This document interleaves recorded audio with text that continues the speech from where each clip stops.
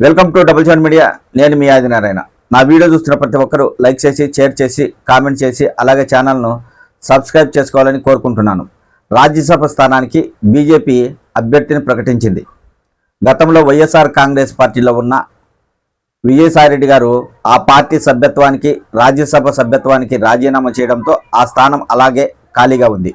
అయితే కూటమిలో భాగంగా రాజ్యసభ స్థానం బీజేపీ పార్టీకి దక్కింది.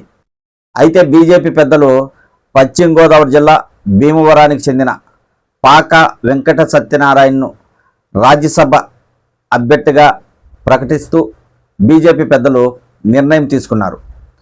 ప్రస్తుతము వెంకట సత్యనారాయణ గారు ఆంధ్రప్రదేశ్లో బీజేపీ క్రమశిక్షణ కమిటీ చైర్మన్గా పనిచేస్తున్నారు. అయితే రాజ్యసభకు చాలామంది వెళ్తారనే పేర్లు బయటకు వచ్చాయి. ఆ పేర్లన్నీ పక్కకు వెళ్ళిపోయాయి.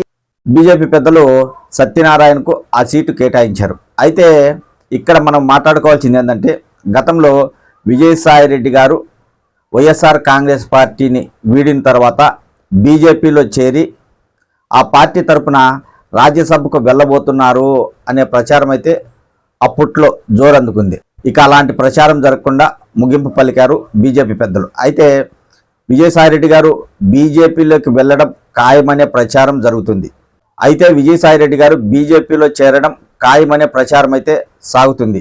ఒకవేళ బీజేపీలో చేరితే ఆయనకు ఏ పదవి ఇస్తారో అనేది త్వరలోనే తెలుస్తుంది. మొత్తానికైతే ఇప్పటికీ బీజేపీ పెద్దలు రాజ్యసభ స్థానానికి అభ్యర్థిని ప్రకటించడంతో విజయసాయిరెడ్డి రాజ్యసభకు బీజేపీ తరపున వెళ్ళడం లేదు అనే ప్రచారానికి చెక్ పెట్టారు.